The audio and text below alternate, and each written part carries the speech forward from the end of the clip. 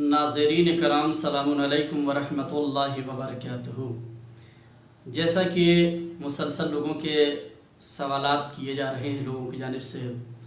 और ये कहा जा रहा है कि मौलाना आज तक मैंने तो हमेशा जमात से नमाज़ पढ़ी, और इस साल इस वबाई दौर में कि जब कोरोना जैसी वबा चारों तरफ फैली हुई है, हम नमाज ईद उल फित्र कैसे अदा करें। मस्जिदों में जाना मना है, जमात से नमाज़ पढ़ नहीं सकते। फुराता अगर नमाज़ पढ़ते हैं, तरीक़े तो बहुत व्हाट्सएप पे आ रहे हैं और सोशल मीडिया पे जो तरीक़े बयान किए जा रहे हैं वो आ रहे हैं, लेकिन बहुत से ऐसे अफराद भी जिन्होंने फ़ोन किया कि मौलाना हम ऐसी जगह पे हैं कि मोबाइल हम कब तक बदलते रहेंगे और कब तक हम देखते रहेंगे, किस अंदाज से नमाज ईद उल फित्र अदा करेंगे। और बहुत से लोगों ने जैसा कि मुझे बयान किया कि मौलाना मेरे पास कोई किताब भी नहीं है, लॉकडाउन में ऐसी जगह फंसा हुआ हूँ कि ना कोई पर्चा है ना कोई किताब है, लिहाजा ये नमाज ईद उल फित्र मैं किस अंदाज से अदा करूँ। लिहाजा आज हम जो तरीक़ा बयान करने जा रहे हैं वो ऐसे अफराद के लिए है कि जिनके पास ना मोबाइल है और ना मोबाइल लेके वो पढ़ सकते हैं, और फिर ये कि न जिनके पास कोई किताब है न पर्चा है और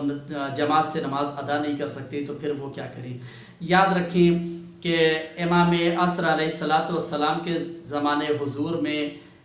ईद फ़ित्र और ईद क़ुरबान की जो नमाज़ें हैं वो वाजिब हैं और इनका जमात के साथ पढ़ना ज़रूरी है।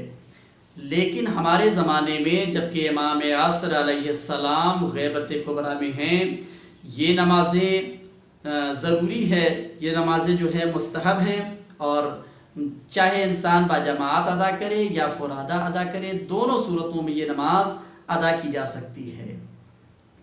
सवाल ये है कि जो इंसान परदेश में है, ऐसी जगह पे है कि इसके पास कोई किताब भी नहीं है और वो इन तमाम सूरों को याद भी नहीं कर सकता है, ना ये कुनूत याद कर सकता है, वो नमाज किस अंदाज से अदा करेगा। तो सरकारी वाला याद रखें कि नमाज ईद उल फित्र की नमाज या नमाज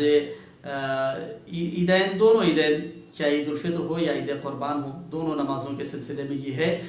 कि तुलूए आफ्ताब से ज़ोहर तक मुस्तहब है कि ईद फित्र के दिन आफ्ताब चढ़ आने पर आफ्तार करे और फितरा भी अदा करे और उसके बाद नमाज ईद अदा करे। तरीक़ा ये होगा कि सबसे पहले एकदम आसान तरीक़ा मैं बयान किए देता हूँ। तरीक़ा ये है कि सबसे पहले नियत करिए कि मैं नमाज फ़ित्र अदा करता हूँ 2 रकात सुन्नत क़ुर्बतन इलल्लाह, और उसके बाद तकबीरतुल इहराम कह के जैसे आप सुबह की नमाज अदा करते हैं बिल्कुल इसी तरह से नमाज ईद उल फित्र भी 2 रकात अदा करेंगे। थोड़ा सा फ़र्क होगा इसमें, थोड़ा सा जो फ़र्क है वो ये है, मैं ये बिल्कुल आसान तरीक़ा बयान कर रहा हूँ ताकि जिनको रोज़ वाली नमाज अगर पढ़ते हैं तो वो भी नमाज ईद उल फित्र अदा कर सकें। जो फ़र्क होगा रोज़ की जो 2 रकाती नमाज़ें पढ़ते हैं उसमें और नमाज ईद उल फित्र में वो ये है कि नमाज ईद उल फित्र और नमाज ईद क़ुरबान में पहली रकात में सूरह अल हम्द के बाद जो भी सूरा याद हो वो सूरा पढ़ लें, और उसके बाद फिर कुनूत के लिए हाथों को बुलंद करें, अल्लाहु अकबर कहें। पहली रकात में 5 तकबीरें कहनी है,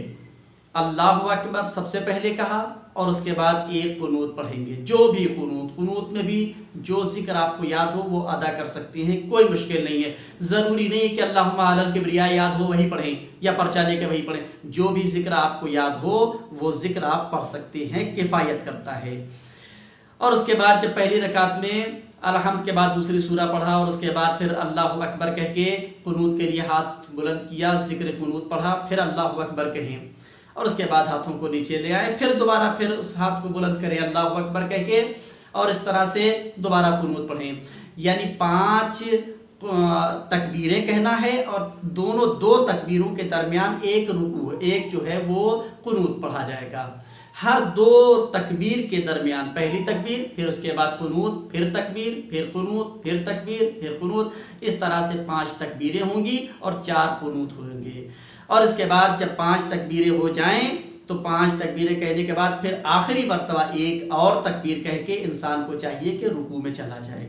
اور اس کے بعد جیسے ذکر رکوع 2 رکعتی نمازوں میں عام دنوں میں ادا کرتا ہے، اسی طرح سے وہ نماز عید فطر اور عید قربان میں بھی ادا کرے گا۔ اور اس کے بعد سجدے اسی طرح سے بجا لائے گا۔ دونوں سجدوں کے بعد دوبارہ پھر جب کھڑا ہوگا تو دوسری رکعت ہوگی، اور اس دوسری رکعت میں بھی انسان کے لیے ضروری ہے کہ وہ سورہ الحمد پڑھے، اور سورہ الحمد کے بعد جو بھی سورہ اسے یاد ہو وہ سورہ پڑھے۔ اور اس کے بعد پھر اسی طرح سے جس طرح پہلی رکعت میں چند قنوت پڑھے تھے آپ نے، اسی طرح سے دوسری رکعت میں بھی، لیکن یہاں تعداد کے تھوڑا سے فرق ہو رہے ہیں۔ تعداد میں جو فرق ہے وہ یہ ہے کہ پہلی رکعت میں 5 تکبیریں 4 قنوت تھا، دوسری رکعت میں 4 تکبیریں اور 3 قنوت پڑھنے ہیں آپ کو، ہر 2 تکبیر کے درمیان 1 قنوت ادا کرنا ہے۔ جب 4 تکبیریں ہو جائیں تو ایک مرتبہ 5ویں تکبیر کہہ کے اور اس کے بعد رکوع میں جائیے، اور یہ سب سے آسان طریقہ ہے۔ ممکن ہے کوئی انسان یہ کہہ رہا ہو کہ مولانا یہ کون سی نمازیں ہوئی، یہ تو سمجھ میں نہیں آئی بات، ایسی بھی کوئی نماز ہوتی ہے کہ جس میں شمس نہ پڑھا جائے، اعلیٰ نہ پڑھا جائے؟ سرکار یہ سورہ پڑھنا بہتر ہے، لیکن اگر نہیں یاد ہے تو آپ کوئی بھی سورہ پڑھ سکتے ہیں۔ اس لیے کہ توضیح المسائل میں آیت اللہ سیستانی صاحب کی توضیح المسائل میں مسئلہ نمبر 1501 میں یہ ہے کہ عید کی نماز کے لیے کوئی سورہ مخصوص نہیں ہے، بلکہ بہتر ہے کہ اول رکعت میں سورہ شمس اور دوسری رکعت میں سورہ غاشیہ، یا پھر یہ کہ پہلی رکعت میں سورہ اعلیٰ اور دوسری رکعت میں سورہ شمس پڑھے۔ لیکن پہلے ہی جملہ جو انہوں نے کہا وہ یہ کہا کہ عید کی نماز کے لیے کوئی سورہ مخصوص نہیں ہے، لہذا آپ کوئی بھی سورہ ادا کر سکتے ہیں۔ اسی طرح سے قنوت کے لیے بھی ہے کہ نماز عیدین کے قنوت میں یہ ہے مسئلہ نمبر 1499، آیت اللہ سیستانی صاحب کے مسئلہ نمبر 1499 میں،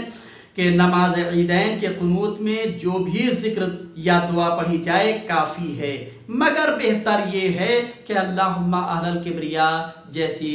دعا جو بیان کی گئی ہے وہ پڑھا جائے۔ لیکن اگر کسی انسان کو یہ دعا نہیں معلوم ہے، پرچہ بھی نہیں ہے، کتاب بھی نہیں ہے، اور ایسی صورت میں وہ کیا کرے؟ تو اسے چاہیے کہ جو بھی ذکر یاد ہو اسے پڑھ سکتا ہے، کوئی اشکال نہیں ہے۔ فقط والسلام علیکم ورحمۃ اللہ وبرکاتہ۔